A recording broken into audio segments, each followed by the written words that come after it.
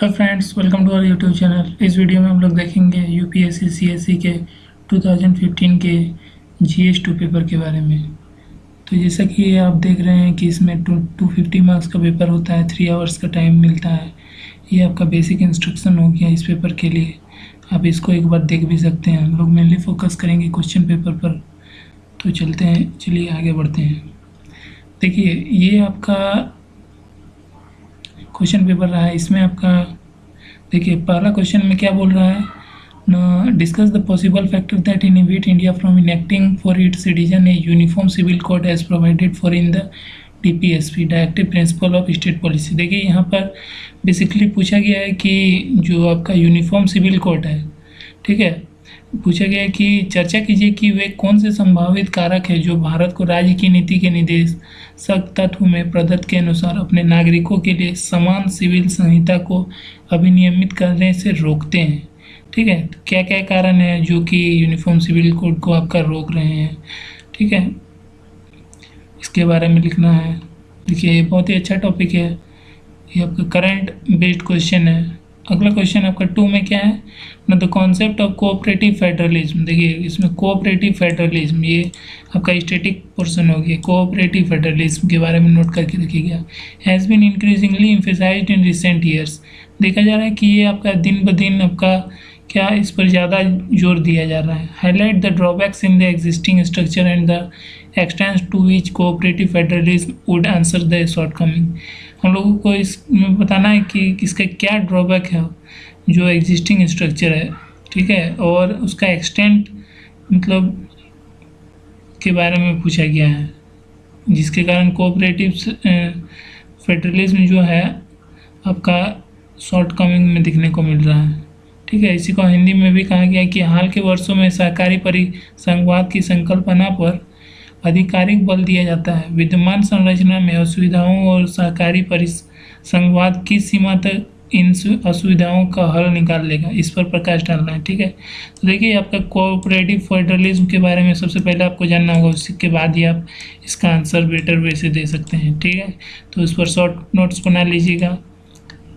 अगर अगला क्वेश्चन आपका 3 में क्या है ना, in absence of the well educated and organised local level government system. देखिए, यहाँ बोला गया इन एब्सेंस ऑफ मतलब इसके बगैर वेल एजुकेटेड और organized local level government system. ठीक है, पंचायत और समिति have remained mainly political institution and not effective instrument of governance critically discuss. देखिए, इसमें बताया गया कि सुशिक्षित और व्यवस्थित स्थानीय स्तर शासन व्यवस्था की अनुपस्थिति में पंचायतें और समितियां मुख्यतः राजनीतिक संस्थाएं बनी रही है, न कि शासन के प्रभावी उपकरण। समालोचना पूर्वक चर्चा करना बोल रहा है। ठीक है, ये भी अच्छा क्वेश्चन है, इस पर आप अपना राय दे सकते हैं। अगला क्वेश्चन 4 में क्या बोला गया है, खप पंचायत। खप पंचायत के बारे में देखिए, यूपीएससी पूछता है हर बार। Khap panchayat have been in the news for the functioning as extra constitutional authorities often delivering pronouncement amounting to human rights violation. Discuss critically the actions taken by the legislative, executive and the judiciary to set the things right in this regard. यहाँ पे देखिए, खाप पंचायतें संविधानेतर प्राधिकरणों के तौर पर कार्य करने अक्सर मानवाधिकार उल्लंघनों की कोटि में आने वाले निर्णयों को देने के कारण खबरों में बनी रही है। इस संबंध में स्थिति को ठीक करने के लिए विधानमंडल, कार्यपालिका और न्यायपालिका द्वारा की गई कार्रवाई पर समालोचनात्मक चर्चा करने बोल रहा है। ठीक है, तो इसके लिए आपको खप पंचायत का नॉलेज होना जरूरी है। इसमें आपको खप पंचायत का आप इसके बारे में देखिएगा, इसमें क्या होता है, उसके बाद ही आप इसका आंसर कर सकते हैं। ठीक है, ये भी आपका अच्छा क्वेश्चन है, इसको आसानी से किया जा सकता है। हम लोग एट द एंड आपका डिफ़िकल्टी लेवल के बारे में भी देखेंगे। अगला क्वेश्चन आपका 5 में पूछा है कि resorting to ordinances has always raised concern on violation of the spirit of the separation of power doctrine while noting the rationales justifying the power to promulgate ordinances, analyze whether the decisions of the Supreme Court on the issue have further facilitated resorting to its power. Should the power to promulgate ordinances be repealed? देखिए, यहाँ question को अच्छा से देखिएगा। इसमें देखिए बहुत ही लंबा क्वेश्चन पूछा गया है, ठीक है, और इसमें भी आपका राय पूछा गया है। यहाँ आपका पूछा गया है कि अध्यादेशों का आश्रय लेने में हमेशा की ही शक्तियों के पृथक्करण सिद्धांत की भावना के उल्लंघन पर चिंता जागृत की है।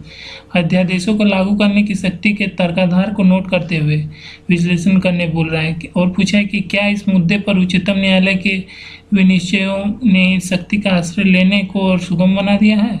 क्या अध्यादेशों को लागू करने की शक्ति का निरसन कर दिया जाना चाहिए? इस पर आपका क्या राय है वो लिखना है, ठीक है। ये भी अच्छा क्वेश्चन है। अगला क्वेश्चन है आपका 6 में पूछा गया कि what are the major changes brought in the arbitration and conciliation act 1986 through the recent ordinance promulgated by the president, how far will it improve India's dispute resolution mechanism. तो यहाँ पूछा गया है कि देखिए यहाँ इससे आपका किस तरह मतलब इम्प्रूव होगा इंडियाज का डिस्प्यूट जितने भी हैं। इसमें देखिए मेनली आपका पूछा गया कि राष्ट्रपति द्वारा हाल में प्रख्यापित अध्यादेश के द्वारा मध्यस्थम और 16 अधिनियम 1996 में क्या प्रमुख परिवर्तन किए गए हैं। तो सबसे पहले इसके बारे में आपको अंडरस्टैंडिंग होना चाहिए। उसके बाद क्या पूछा है ना, यह भारत के विवाद समाधान यांत्रिकत को किस सीमा तक सुधारेगा, इस पर मतलब पूछा गया, ठीक है।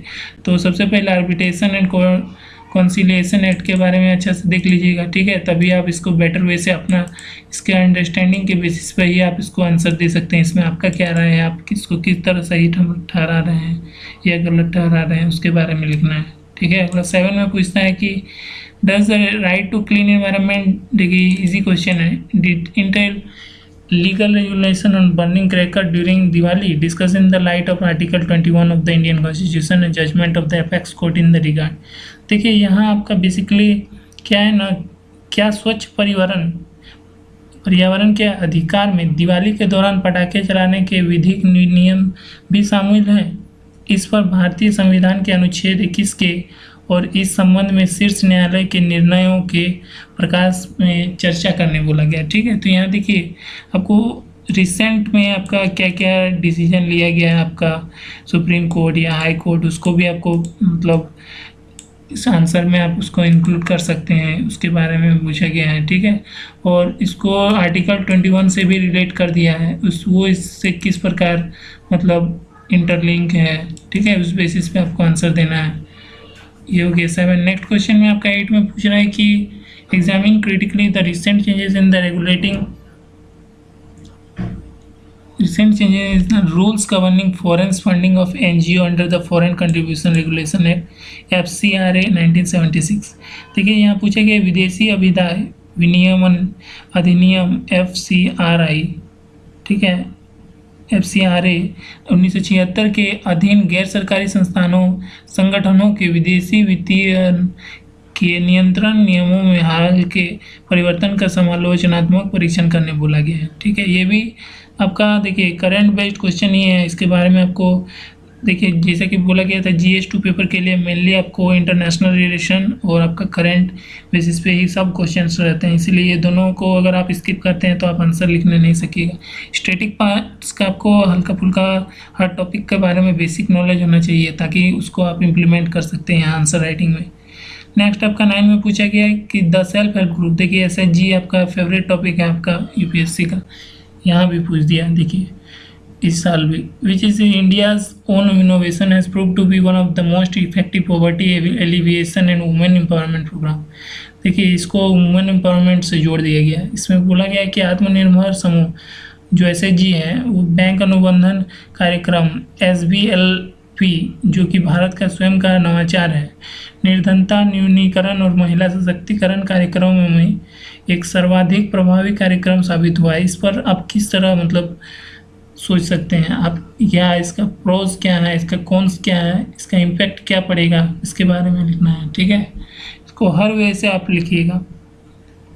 अगला क्वेश्चन 10 में पूछा गया कि how can the role of NGOs be strengthened in India's for development work relating to the protection of the environment, discuss throwing light on the major constant.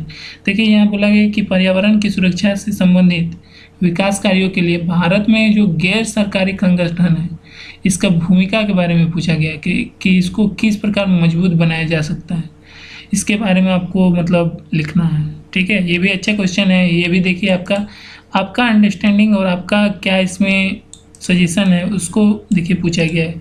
कुछ भी ऐसा यूपीएससी ने जीएस 2 में नहीं पूछा है कि आप जो आपका स्टैटिक पोर्शन से ही है उसके बारे में ही जानना होगा, ऐसा कुछ नहीं।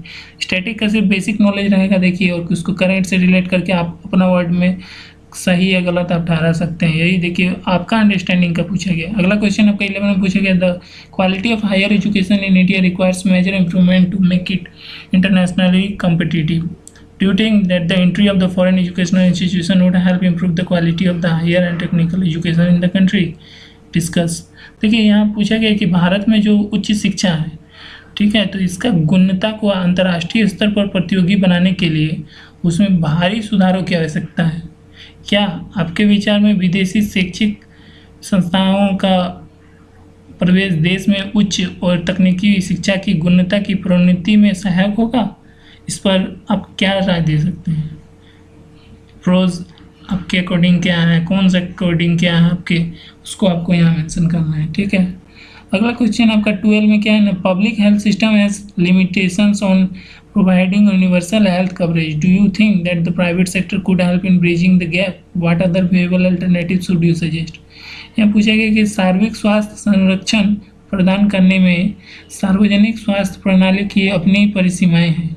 क्या आपके विचार में खाई को पाटने में निजी क्षेत्र सहायक हो सकती है? आप अन्य कौन से व्यवहार विकल्प सुझाइए?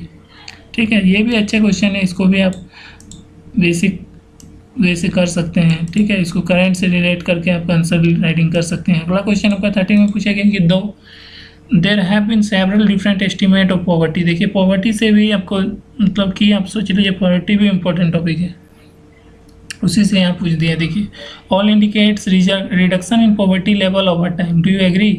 Critically examine with reference to the urban and rural poverty indicators. देखिए यहाँ यद्यपि भारत में निर्धनता के अनेक विभिन्न प्राकलन किए गए हैं, यथापि सभी समय गुजरने के साथ निर्धनता स्तरों में कमी आने का संकेत देता है। क्या आप इससे सहमत हैं? आप इसको किस तरह, आपका इसमें क्या राय है उसके बारे में लिखना है। फिर यहाँ और पूछ दिया कि शहरी और ग्रामीण निर्धनता संकेतकों का उल्लेख के साथ समालोचनात्मक परीक्षण कीजिए। ठीक है, ये भी अच्छा क्वेश्चन है, इसको भी आसानी से किया जा सकता है। अगला क्वेश्चन आपका 14 में पूछा गया कि इन the light of the Satyam scandal. देखिए सत्यम स्कैंडल 2009 के बारे में पूछा गया कि discuss the changes brought in cooperative governance to ensure transparency accountability. देखिए कोऑपरेटिव गवर्नमेंट के बारे में पूछा कि सत्यम संकल्प जो कलंकपूर्ण कार्य है 2009 के प्रकाश में कॉरपोरेट शासन में पारदर्शिता जवाबदेही को सुनिश्चित करने के लिए लाए गए परिवर्तनों के बारे में यहाँ पूछा गया है। अगला क्वेश्चन आपका 15 में क्या बोला गया है ना, if amendment bill to be whistle blowers act 2011। देखिए ये भी आपका करंट से पूछ दिया है। Tabled in the parliament is passed, there may be no one left to protect. देखिए सबसे पहले इसके लिए आपको अमेंडमेंट जो विसल ब्लोअर एक्ट है, ठीक है, इसके बारे में आपको जानकारी रहना चाहिए कि इसमें क्या हो रहा है, इसमें किसको बेनिफिट होगा, किसको आपका हानि होगा उसके बारे में, ठीक है। और फिर यहाँ पूछ दिया है कि no one left to protect, ये किस सेंस में ये सेंटेंस को लिखा गया है और आप इसको किस तरह आप इसको जवाब दे सकते हैं, ठीक है। ये भी अच्छा क्वेश्चन है। अगला क्वेश्चन 16 में पूछा गया for achieving the desired objective it is necessary to ensure that the regulatory institution remain independent and autonomous. Discuss in the light of the experiences in recent past. यहाँ बोला कि वांछित उद्देश्यों की प्राप्ति के लिए ये सुनिश्चित करना आवश्यक है कि विनियामक संस्थाएं स्वतंत्र और स्वायत्त बनी रहे। पिछले कुछ वर्षों में हुए अनुभवों के प्रकाश में चर्चा करने बोला गया, ठीक है। रेगुलेटरी इंस्टीट्यूशन के बारे में पूछ दिए गए, इसको रिमेन इंडिपेंडेंट एंड ऑटोनोमस, इसके बारे में आप किस तरह लिख सकते हैं। अगला क्वेश्चन आपका ये भी देखिए 16 का करंट बेस्ड ही है। 17 में आपका पूछा गया increasing interest of India in Africa has its pros and cons, critically examine. मतलब यहाँ पूछा गया कि अफ्रीका में भारत की बढ़ती हुई रुचि के सकारात्मक और नकारात्मक पक्ष हैं, तो इसमें आपको प्रोज एंड कॉन्स को हाईलाइट करना है, ठीक है। अगला क्वेश्चन 18 में पूछा गया discuss the impediments India is forcing in its pursuit of a permanent seat in UN security council. मतलब संयुक्त राष्ट्र सुरक्षा परिषद में स्थायी सीट की खोज में भारत के समक्ष आने वाली बाधाओं के बारे में यहाँ पूछा गया है, ठीक है। क्या क्या बाधा है उसके बारे में आपको लिखना है। तो ये देखिए, ये भी आपका इंटरनेशनल रिलेशन जो कि करंट बेस्ड क्वेश्चन है। आप देखेंगे GS2 पेपर में टोटली आपका IR बेस्ड रहता है और करंट। स्टैटिक का मतलब सिर्फ बेसिक अंडरस्टैंडिंग होना चाहिए। अगला 19 में पूछा गया है, project Mausam is considered as a unique foreign policy initiative of the Indian government to improve relationship with its neighbour. Does the project have a strategic dimension. मतलब यहाँ मौसम परियोजना के बारे में पूछा गया कि ये भारत सरकार के अपने पड़ोसियों के साथ संबंधों को सुदृढ़ करने की एक अद्वितीय विदेश नीति पहल माना जाता है। क्या इस परियोजना का एक रणनीतिक आयाम है, इस पर चर्चा करने बोला गया। अगला क्वेश्चन और लास्ट क्वेश्चन इसका क्या है ना 20 में, terrorist activities and mutual distrust have clouded India Pakistan relations. To what extent the use of the soft power like sports and cultural exchange could help generate goodwills between the two countries, discuss with suitable example. यहाँ पूछा गया कि आतंकवादी गतिविधियों और परस्पर अविश्वास ने भारत पाकिस्तान संबंधों को धूमिल बना दिया है। खेलों और सांस्कृतिक आदान प्रदानों जैसे कि मृदु शक्ति किस सीमा तक दोनों देशों के बीच सद्भाव उत्पन्न करने में सहायक हो सकते हैं, उपयुक्त उदाहरणों के साथ चर्चा करने बोल रहा है। ठीक है, तो इस पे भी आपको अपना राय देना है कि आप इसको किस तरह सही ठहराते हैं, गलत ठहराते हैं। ठीक है, इसके बारे में लिखना है।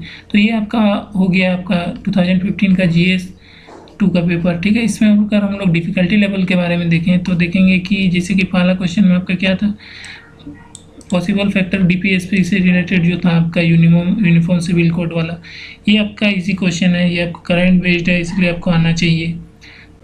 जो आपका पॉलिटी का मंथली बुकलेट आता है, मैगजीन आता है, उसको रेफर कीजिएगा तो आपको बेटर आंसर राइटिंग में आपको आसानी होगा। फिर अगला क्वेश्चन आपका पूछा गया था जो कोऑपरेटिव फेडरलिज्म, ये भी आपका easy to moderate level question है। अगला क्वेश्चन आपका जो समिति पंचायत समिति वाला, ये आपका इजी टू मॉडरेट लेवल है। नेक्स्ट क्वेश्चन खप पंचायत, ये आपका मॉडरेट लेवल क्वेश्चन है। अगला आपका ये भी आपका moderate to high level question है, 5 वाला उतना आसान नहीं है।